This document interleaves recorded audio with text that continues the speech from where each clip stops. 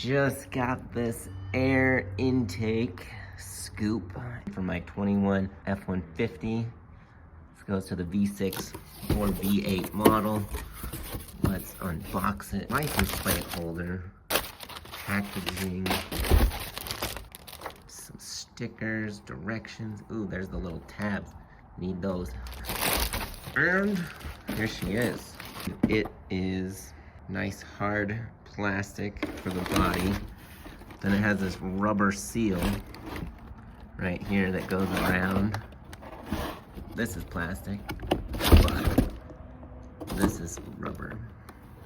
We got one screw that goes in the bottom of it there. Those two tabs just go right there. Should be a super easy install. Let's go check it out. I'm gonna take that screw out. There's no seal or anything on that part. The screw that goes right in there, 5/16. Just pop it right in there. Put the screw in and those. Be careful not to strip that screw. It's just plastic.